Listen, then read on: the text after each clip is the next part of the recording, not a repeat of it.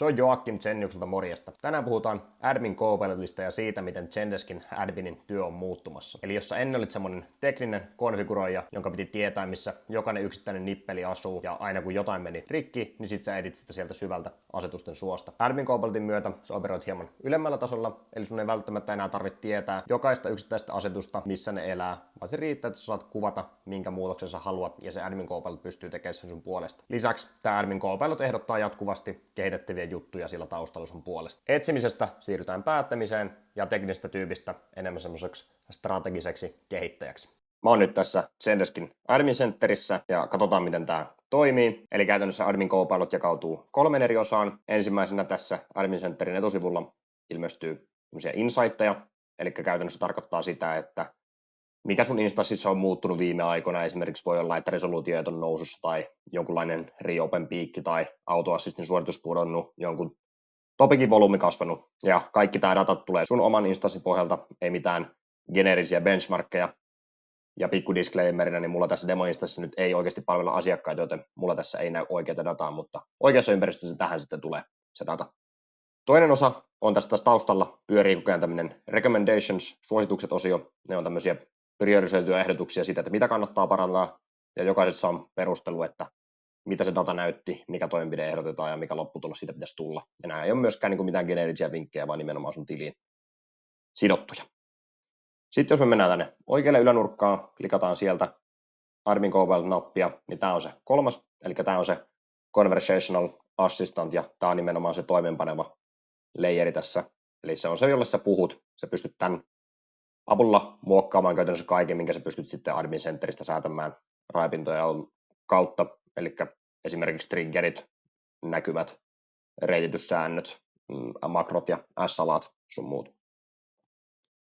Painetaan raksia, jonka jälkeen otetaan esimerkki tuosta suosituksista ja otetaan tuosta toi keskimmäinen. Eli tässä on suositus, jonka toi Copilot on nostanut itse esiin, eli tämmöinen makro, joka ei ole lauennut pitkää aikaa. Ja kun mä klikkaan siitä, niin se kertoo mulle, mitä se ehdottaa ja minkä takia se ehdottaa.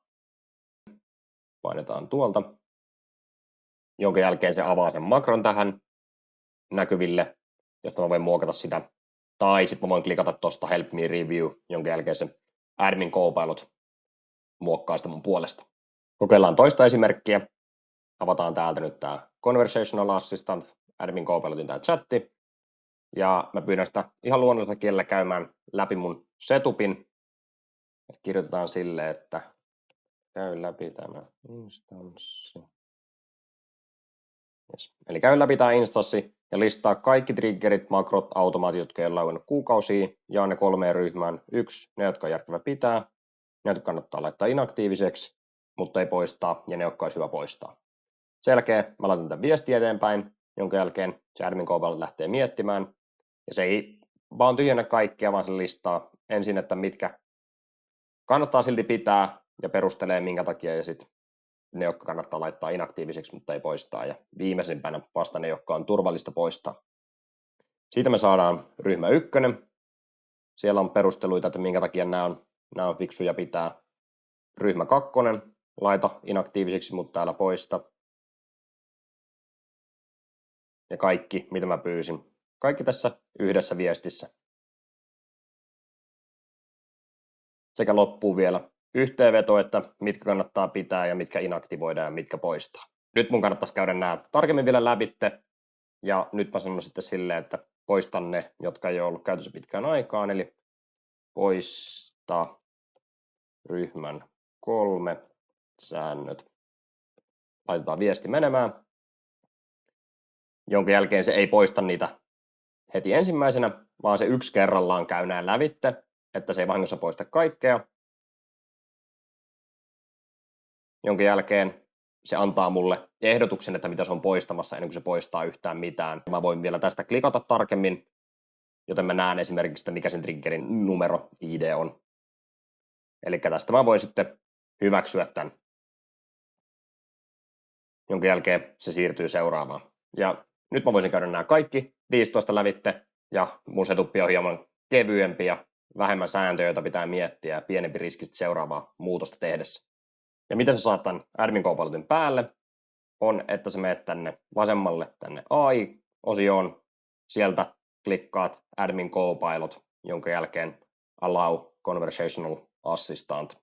Eli mitä tässä nyt muuttuu, niin aiemmin, jos mä olisin metsästänyt näitä kaikkia muutoksia 6 eri välilehdestä, niin nyt mä vaan kuvasin, mitä mä halusin, hyväksyin muutokset ja pysyin koko ajan ohjaimissa. Eli se Zendeskin ylläpitäjä, admin ei ole enää se, joka tietää välttämättä, missä jokainen nappi on, eikä sen ole pakko tietääkään, vaan se on se, joka sitten päättää, että mitä kannattaa tehdä. Mutta se on hyvä muistaa, että se edelleen kirjataan tonne muutoslogiin, että ne on tehty sun käyttäjältä, joten kannattaa aina käydä läpi ja tarkistaa, koska on edelleen mahdollista, että tämä tekoäly myös tekee virheitä. Mutta ei mitään kummempia. Nähdään seuraavassa demossa. Se on moro!